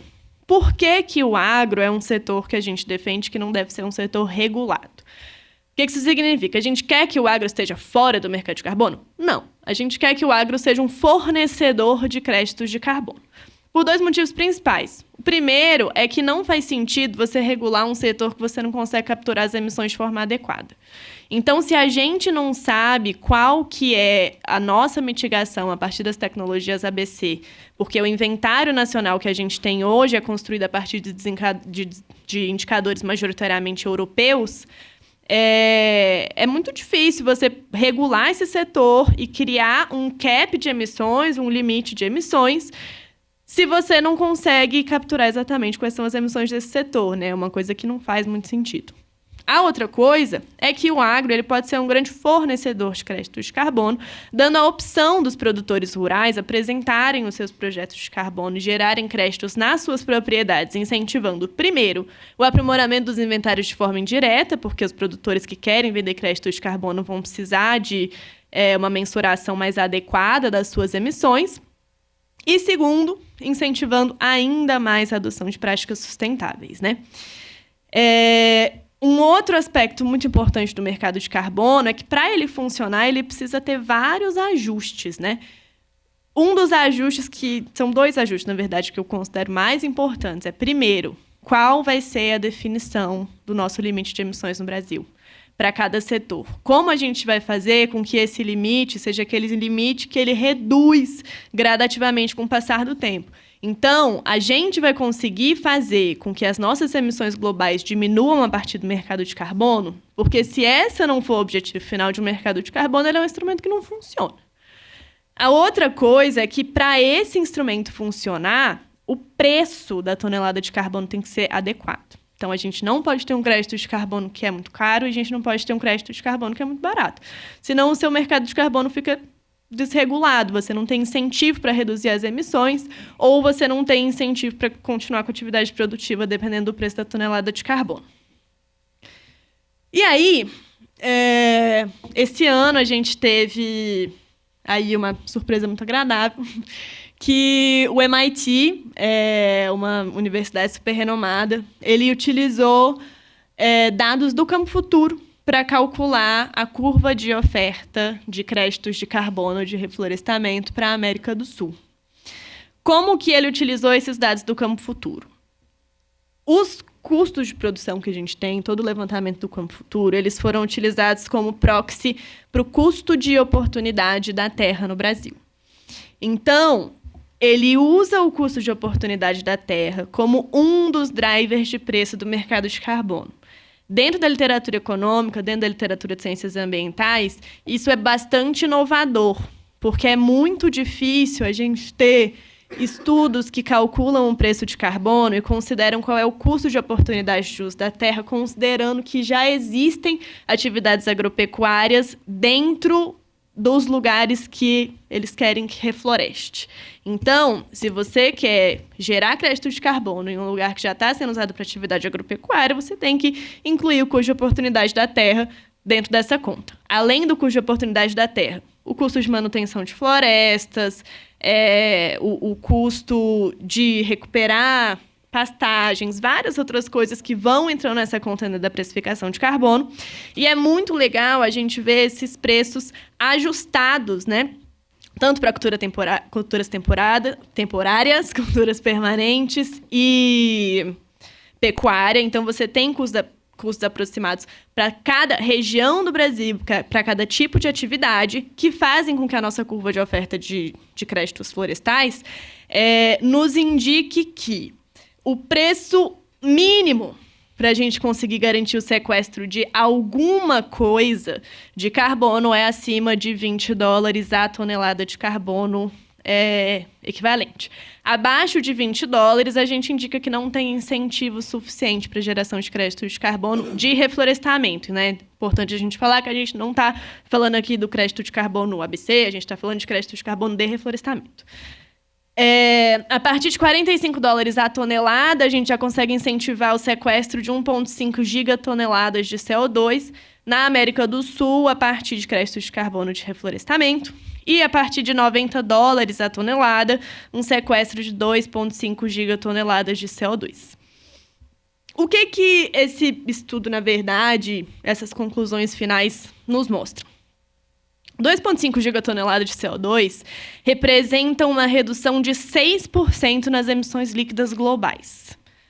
Então, a gente precisa ficar muito atento para perceber que reflorestamento não vai ser a bala de prata para a redução das emissões globais que a gente tem hoje. Eu não sei se eu consigo voltar aqui. Hoje, as nossas emissões globais, elas são muito associadas ao setor de energia, principalmente a queima de combustíveis fósseis. É claro que todas as emissões que a gente consegue reduzir e os benefícios que a gente consegue gerar para os produtores rurais que se propõem a fazer essa redução são muito importantes, mas a gente vai precisar, com o tempo, pensar em outras estratégias para outros setores que não são só o de uso da terra, para garantir a redução das emissões globais de carbono equivalente que a gente tem. Um exemplo, por exemplo, que a gente tem dentro do Brasil é que nos últimos 15 anos, apesar do crescimento do rebanho bovino, a gente teve uma redução nas emissões de metano associadas à fermentação entérica. Então, assim, a gente consegue ser eficiente em reduzir as nossas emissões, principalmente da pecuária, que é a nossa principal fonte de emissões, mesmo sem conseguir capturar tudo que a gente tem feito para reduzir o nosso balanço líquido de emissões. Então, a gente precisa incluir os custos de elaboração das políticas, de fiscalização das políticas. A gente precisa incluir os incentivos econômicos que vão ser dados aos produtores rurais para implementação dessas políticas. A gente precisa garantir que os produtores rurais tenham acesso a medidas de adaptação, né? Porque sem medidas de adaptação, a gente vai ter problemas muito sérios de segurança alimentar no futuro se a gente realmente tiver uma alteração tão significativa nos padrões climáticos quanto a gente tem esperado. O Brasil tem tecnologia o suficiente para lidar com as mudanças climáticas. Os produtores rurais, eles fazem muitas coisas que garantem que a produção agrícola seja sustentável. O Brasil é um importante catalisador da segurança ambiental global e a gente precisa valorizar essas coisas também no cenário internacional. E garantir que o desenvolvimento das nossas políticas públicas ambientais, a implementação dessas políticas públicas seja eficiente para a gente garantir a durabilidade dos nossos recursos naturais. Como mensagem final, eu queria convidar todos vocês a acompanhar as redes sociais da CNA e o site da CNA a partir da semana que vem. A gente vai estar com uma delegação em Baku, na COP29, que é o principal evento de negociação do Acordo de Paris, que é o Acordo do Clima que a gente tem hoje. Então, acompanhe a nossa delegação nas redes sociais. A gente vai estar falando tudo sobre o que as negociações do clima têm a ver com agro por lá. Foi um prazer estar aqui e eu fico à disposição aqui para a gente continuar esse debate. Obrigada.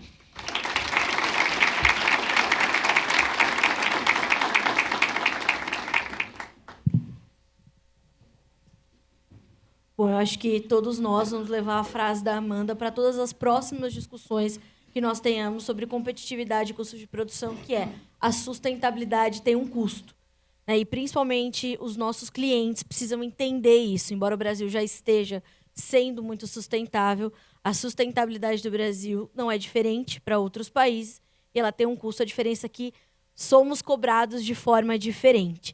Então, nós recebemos aqui já várias perguntas para vocês. Eu vou começar com uma pergunta que chega aqui para o Mauro. Mauro, e é só uma pergunta bem fácil, bem tranquila, viu, para você responder. Coisa bem simples. Quais as tendências globais para afetar a safra, ou quais as tendências podem afetar as safras de grãos e a competitividade brasileira nos próximos anos, na sua opinião, Mauro?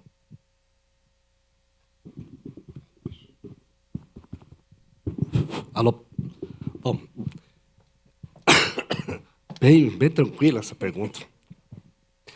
Tá, afetar a competitividade, creio que a diferença que nós temos, uma parte que a gente consegue corrigir, questão cambial, a gente consegue, né, nossa moeda tornando mais fraca, acaba permitindo que, por tonelada produzida aqui, fique barato para o estrangeiro vir comprar. Mas isso para nós, no curto prazo, é interessante, mas no longo prazo não, porque fica caro você trazer algum produto ou tecnologia para nós continuarmos sendo competitivos.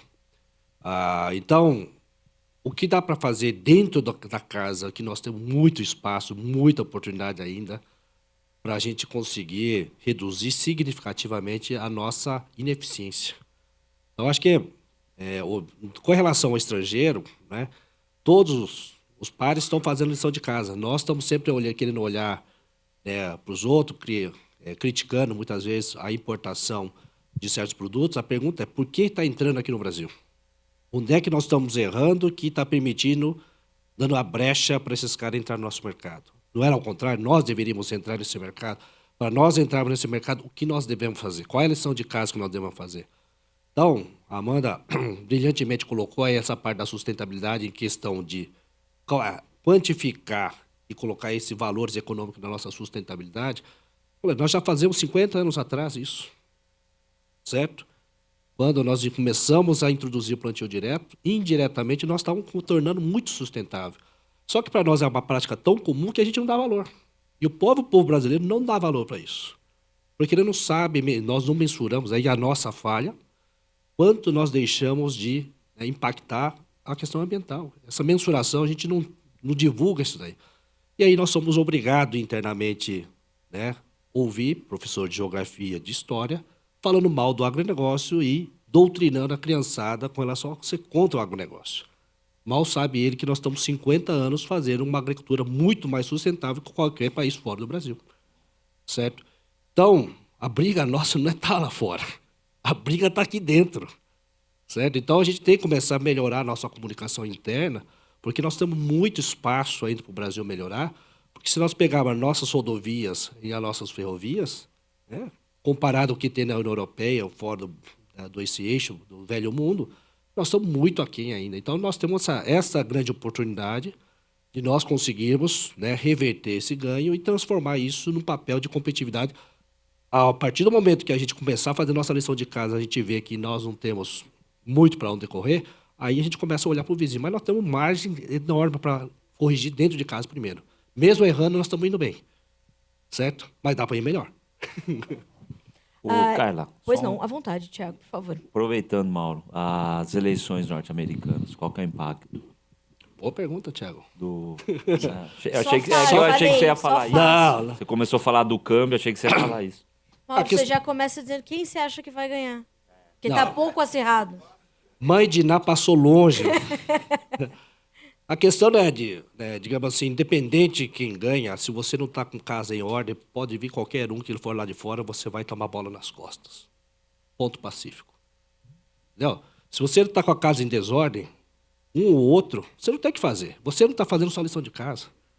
Se o Brasil não fizer o que tem que fazer, ninguém vai olhar com bons olhos para investir nesse país, vai trazer dólar, vai investir. Então a casa tem que estar em ordem. Então, primeiro ponto, olha a sua casa primeiro, faz o que tem que fazer dentro de casa e nós não vamos fazer isso hoje. Quem vai ganhar para lá ou para fora, nós vamos ter que internalizar esse problema. Então, independente se é Kamala ou Trump, quem vai entrar, o problema vai vir de fora para dentro, nós temos que resolver. Mas resolver como? Com casa bagunçada ou casa em ordem? Certo? Com casa em ordem fica muito mais fácil de fazer qualquer tipo de política. Com casa bagunçada, pode ser um ou outro, nós vamos continuar enfrentando porque o problema é crônico, vai aqui dentro. Então não vai, pode ser um melhor. Com a diplomacia anã que nós temos hoje, fica difícil. Então pode ser qualquer um, mas nós estamos batendo cabeça aqui com coisas que poderia estar andando muito melhor. Tá? Pode ser Trump, pode ser Kamala, do meu ponto de vista. Hoje, eu olho e falo, não, a gente não está conseguindo resolver nosso problema. Então, o que vai vir lá de fora é só mais um problema adicional que a gente não consegue resolver lá. Se aqui tivesse pleno cruzeiro, um ou outro só ia falar assim, vai facilitar a nossa acessão de mercado. Fazeria mais fácil. Né? Precisamos acessar mercados. Hoje a China, por exemplo, é um mercado que nós somos extremamente dependentes desse mercado. Pode ser interessante para o Trump, criando novas animosidades no mercado internacional. Para a soja, sim. Certo? Mas por quanto tempo isso vai durar? Né? A China não vai deixar de comprar só soja norte-americana. Ela vai precisar comprar soja norte-americana, inclusive a nossa. Mas ela não quer ficar 100% dependente da nossa. Ela quer ter os dois pares para conseguir comprar, até mesmo para mitigar o risco regional dela. Então, são fatores que eu olho primeiro, dentro de casa. Se a gente não está bem, meu amigo, não adianta reclamar dos outros. Eu vou até passar a palavra para o Thiago, tem uma pergunta aqui para ti, mas eu quero também ouvi-los depois, ouvir a Amanda também em relação a isso, porque nós estamos num xadrez geopolítico global se redesenhando nesse momento. Então, tem a eleição americana, tem a questão da lei, a legislação europeia, tem uma série de outras cobranças, o Oriente Médio está em guerra, mas precisa comer. Então, a gente tem uma situação interessante de observar esse xadrez geopolítico. Então, depois quero ouvir vocês um pouquinho sobre isso, mas, Thiago, tem uma pergunta para ti que diz o seguinte, ó, com a expectativa de aumento no preço da arroba do boi no Brasil, como fica a competitividade da carne brasileira no mercado internacional frente aos principais concorrentes? Temos uma margem para queimar e seguirmos competitivos? Eu fiz esse gancho antes porque, além dos nossos compradores quererem diversificar suas origens, eu imagino que nós, como origens, também precisamos diversificar os nossos clientes cada vez mais, né, Thiago? Bom, legal. É uma pergunta boa, vou dizer complexa em que sentido? Eu vou pegar o gancho do Mauro. Eu nem comentei das retenções, eles reduziram 25% a Argentina, os tributos para exportação de carne bovina. E se a gente for olhar, obviamente, a discussão nossa que parte dos dados, né? A gente tem 180 milhões de cabeças, 240. Mas que seja, temos um rebanho muito confortável, 190, 196 milhões de cabeças é o número que a gente trabalha lá dentro do CPEA. Então a gente tem um volume bom e uma produtividade, vamos dizer, um desfrute ainda um pouco inferior aos restos dos países. Eu acredito que o preço maior deve estimular, sim, o uso de tecnologia, aumentar a produtividade. A gente nunca produziu tanta carne como a gente produziu o ano passado e a passagem para esse. Então, realmente, a tecnologia está no campo. Ainda tem muito que crescer. Então, mesmo o preço aumentando, talvez com o câmbio aí a 5,80, 5,70, 5,60, ela ainda torna favorável, sim, a nossa competitividade. Agora, a gente tem que olhar, eu mencionei a Argentina, porque eu tenho uma Austrália muito próximo da China, do Japão, apesar de um rebanho menor. Eu tenho uma Argentina buscando olhar o mercado cada vez mais em termos comerciais, né? Reduzindo impostos, se aproximando de alguns países, negando outros que seja. Então, é encaixar um pouquinho essa dinâmica. Estados Unidos reduzindo o rebanho, abre-se uma janela muito grande para o Brasil, tá? Também como abriu, e a importância de diversificar. Então, a gente está exportando mais para os Estados Unidos, abrindo mercado no México, o Japão e a Coreia do Sul, vez ou outra, namorando o Brasil. Aí eu vou fazer um gancho com a questão geopolítica daqui a pouco, falando especificamente desses países. Aí tem Malásia, Filipinas. O objetivo nosso tem que ser Ásia. É o grande mercado consumidor. Só que a gente tem que entender também como está a questão econômica deles. A China, que comprou o boi, né, bagunçou o nosso mercado nos últimos 5 anos. Eu acredito que positivamente, porque colocou uma questão de um gado precoce muito interessante na dinâmica de produção nossa. Um gado até 30 meses, podemos dizer assim. Mas o ano passado até esse ano estava comprando só dianteiro. Então ela chegou a pagar $7.300 nossa tonelada, estava pagando $4.400 há 3 meses atrás e jogou uma pressão gigantesca. Então a gente tem que entender essa dinâmica comercial, o que o Mauro disse, fazer a nossa lição de casa. Temos margem para aumentar a produtividade, né? Mas a gente vai ter que trabalhar muito bem, porque os países querem pagar menos. E só fazer o gancho de questão geopolítica é o degrau de mercado internacional. É a sanidade, é a imagem do nosso produto e acordo comercial, acordo bilateral. Não dá para fugir disso. Tá? Então a gente tem que ter a nossa casa arrumada, a gente tem que trabalhar a nossa imagem, o nosso marketing, talvez como os nossos vizinhos fazem, e aí partir para acordo comercial. Eu acho que isso é fundamental para entender um pouco essa dinâmica. Porque alimento todo mundo precisa e todo mundo vai querer. Desde que seja de forma eficiente, sustentável, a gente consegue entregar essa carne. Tá? Bom, antes da gente trazer a pergunta para a Amanda, eu vou trazer uma outra pergunta aqui para o Mauro, porque eu acho que uma coisa vai complementar a outra. A pergunta para ti é o seguinte, Mauro, tendo em vista os cenários de custos, desafios e oportunidades, qual a sua visão para o curto prazo, considerando algo como 1 a 3 anos, médio prazo de 4 a 6 anos e o longo prazo para soja e milho? Vai valer a pena plantar, principalmente diante desse cenário geopolítico, Mauro? Não, vai continuar. A agricultura sobrevive os eficientes. Não tem... O setor produtivo nosso, isso daqui. Aqueles produtores que têm eficiência na sua essência, ele vai conseguir trabalhar com custo mais produtivo, né? Baixo, cada tonelada produzida mais eficiente que aquele produtor ineficiente. E essa seleção vai acontecer, como aconteceu em 90, aconteceu em 2000, está acontecendo, né, em 10 e vai acontecendo agora. Né, é a batida da peneira que está colocando quem fica na parte de cima da peneira, quem vai descer a peneira. Isso é natural do processo de amadurecimento da agricultura nossa que nós estamos fazendo. Então, vai continuar sendo um bom negócio, tanto soja quanto milho, vai continuar sobrevivendo aqueles que continuarão sendo mais eficientes. Os preços, é óbvio que agora nós estamos selecionando quem é que vai continuar, quem vai sair. Porque estava muito tranquilo, quem estava errando estava ganhando dinheiro, isso não faz parte da agricultura. Certo? A agricultura é você ter uma margem estreita para você não fazer, você não pode dar... O ser humano é um vício tremendo nosso, começa a dar muito dinheiro, começa a fazer besteira, e a gente consegue fazer besteira, certo? Porque começa a fazer coisa que não está dentro do padrão num mercado extremamente competitivo, que é o nosso caso de agricultura. Então, eu vejo que esses 2 anos foi um ano bastante, principalmente o último ano, bastante desafiador. Por mais que o produtor fosse tecnicamente eficiente, ele desafiou São Pedro, vamos falar assim.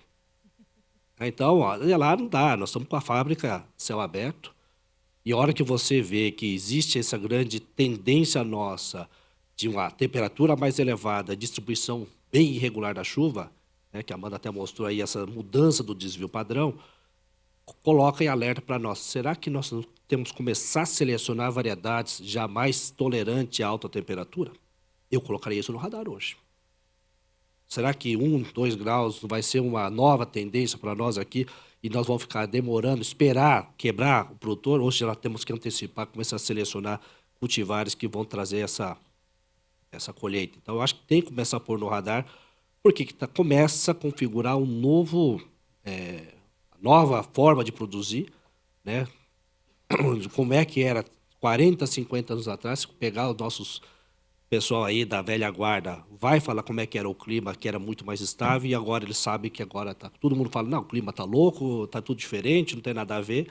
Por exemplo, no estado de São Paulo, a gente falava que a terra da garoa já não se faz mais, certo? Então ficou só no nome, e a gente há muito tempo não vê mais garoa. Exatamente isso. Então, quer dizer, mudou, a gente sabe que isso vai mudar, é global, é um ciclo, tá? Então, diante desse cenário, vai aparecer oportunidade para nós. Só que a gente vai ter que adicionar algumas ferramentas de proteção, talvez pensar numa irrigação, alguma coisa nesse sentido, para sobreviver 5 anos.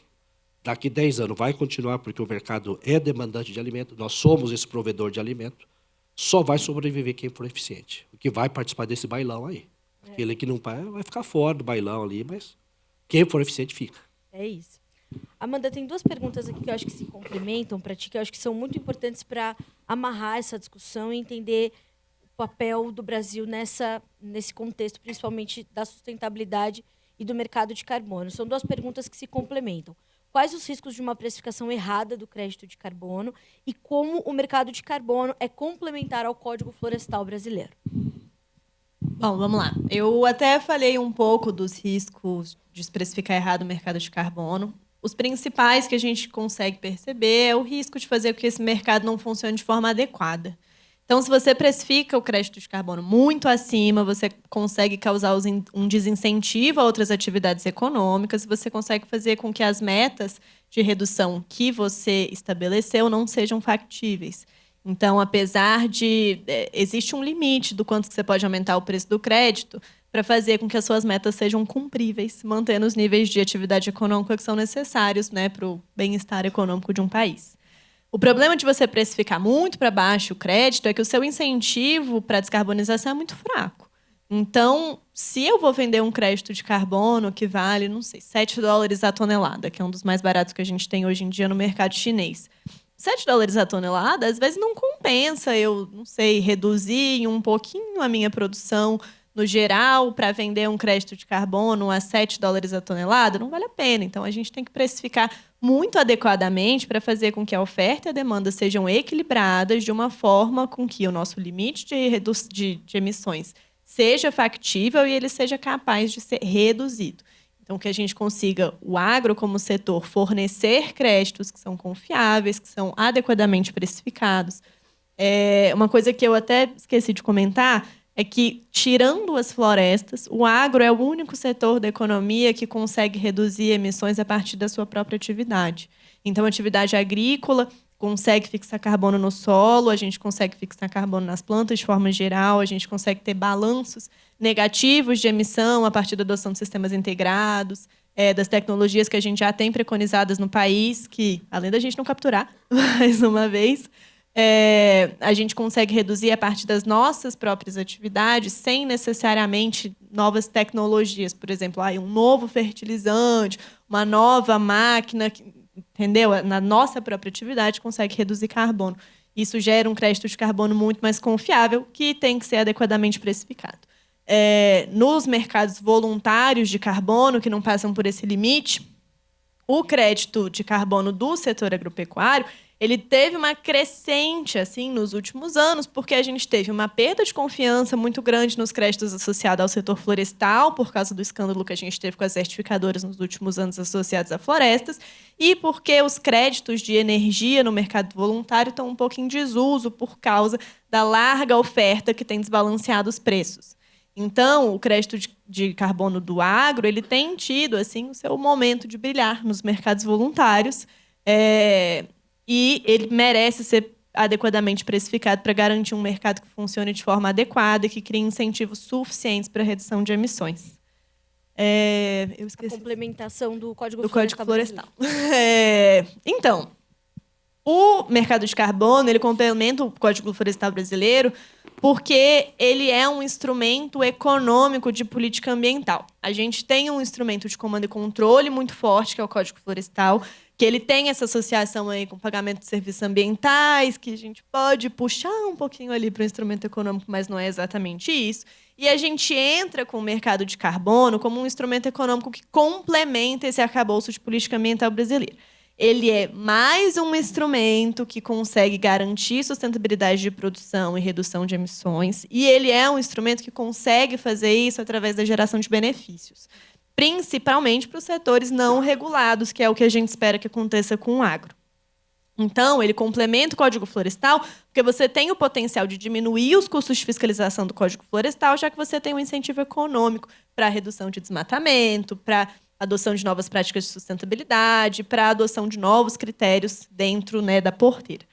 Então, eles se complementam porque você cria uma robustez na sua legislação ambiental, que é uma tendência global. Você consegue inserir o Brasil em outras políticas globais. A gente tem aí o artigo 6 do Acordo de Paris, que pode criar um mercado de carbono global. A gente tem outros mercados de carbono ao redor do mundo. Da União Europeia é o mais famoso, mas a gente tem o da China, da Califórnia, da Colômbia, tem vários. E ele entra como um desses arcabouços que pode ser interligado com outros países. Então, ele é muito importante para uma sinalização internacional, para complementar o nosso rol de políticas ambientais, e ele funciona como um second best econômico quando a gente pensa na implementação de políticas públicas ambientais. Então, é muito importante que a gente tenha isso para garantir preservação de recursos naturais, manutenção de biodiversidade, associada a incentivos econômicos de descarbonização.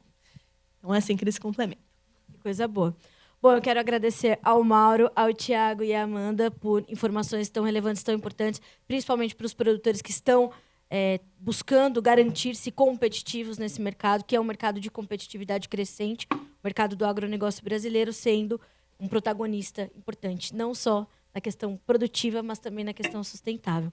Então, nós encerramos por aqui esse painel, agradecendo as perguntas também que recebemos de vocês. Mauro, você quer trazer alguma mensagem final? Não, poucas mensagens. Nosso tempo... Exato. Acabou. Creio que sim, que as mensagens nossas a gente olhar internamente, acho que o Brasil tem muito espaço para ser corrigido. Então, quando nós estamos organizados suficientemente aqui, qualquer mudança externa, o impacto é menor, certo? Se nós estamos bagunçados, qualquer mudança lá fora só vai catalisar o nosso problema, só vai intensificar mais o problema. Então, em vez de ficar só querendo olhar o vizinho, vamos olhar o Brasil, corrigir o que nós temos que fazer, ter muito espaço, porque o mercado internacional teme se o Brasil for organizado. Porque é um país gigante, certo? Que tem tudo o que tem para oferecer aqui, se ele se organizar, ele fica extremamente competitivo. Aí fica difícil para os caras jogar, né, contra a gente. Então, é só a gente ter essa consciência, que a gente tem um potencial, só que fica sempre olhando para o vizinho e esquece de olhar para si próprio. Tiago? A gente vai... Rapidamente, de lambuja para a gente. Eficiência, como o Mauro falou, acho que é o ponto-chave, né? O corte demonstrou isso nos últimos anos, vem demonstrando. Precisa melhorar algumas coisas, sim, de imagem e acordos, como eu mencionei, e destacar o leite, né? O mundo precisa do leite brasileiro. Tá? Então, acho que a gente tem uma lição de casa para a gente fazer nos próximos anos aí. A gente sabe que não é fácil, como eu disse, vem dentro da porteira, até, obviamente, abertura de mercados, mas temos uma condição muito favorável, obviamente, para o leite brasileiro no mundo todo. Eles precisam tanto da carne como do nosso lácteo. Obrigada, Tiago. Amanda? Bom, então, a minha mensagem final aqui é que, na verdade, sustentabilidade é oportunidade. Assim. A gente não pode ter medo de incluir práticas sustentáveis na nossa produção. A gente já tem uma agropecuária reconhecidamente sustentável no cenário internacional. A gente tem que aproveitar as chances que incluir novas políticas de sustentabilidade nos dão. Então, a gente tem que garantir financiamento internacional, a gente tem que garantir que a nossa agropecuária seja reconhecida, a tropicalização dos nossos indicadores, garantir meios necessários para implementar ações de adaptação e mitigação e começar a ver a sustentabilidade como uma oportunidade para os produtores rurais brasileiros de serem reconhecidos e de conseguirem cada vez mais garantir a segurança alimentar, energética e climática no mundo. Obrigada aos três e obrigada a vocês também pela atenção. Muito, muito obrigada a todos, né? Quantas informações. Peço para que vocês continuem aqui um pouquinho, porque vai ter um presente para vocês. Eu imagino a cabeça da Carla como está como jornalista, né? Quanta pauta surgiu aqui, vocês com informação, para nós da imprensa, oportunidade de divulgar. Inclusive, eu gostaria de cumprimentar todos os colegas da imprensa que estão aqui e complementar uma fala do Mauro, quando disse que a gente precisa fazer a comunicação interna do nosso agro para as nossas crianças. Isso depende da imprensa, da gente furar algumas bolhas. Não adianta a gente só falar para nós mesmos, nós precisamos falar com a população. Quando a gente fala de imagem, a gente também usar a ferramenta da comunicação para mostrar que o nosso agro é sustentável. Isso passa pela imprensa também. E também, sem medo da sustentabilidade, algo muito forte que a Amanda nos trouxe, também aí passa da gente trazer uma comunicação para o nosso produtor rural, e isso também faz parte dos veículos agro. Então, acho muito importante a gente ter esse olhar para a comunicação, Carlinha trabalhando diariamente também nessa área, e achei relevante complementar para vocês. E agora sim convido o Tirso Meirelles, que vive, sempre que pode, dando entrevista para a gente, trazendo informações para o nosso agro, ele que é presidente da Federação da Agricultura e Pecuária do Estado de São Paulo, vai entregar um mimo para vocês, muito merecido. Tudo bem, tudo bom? Obrigada. Vamos conversar, hein? Por favor.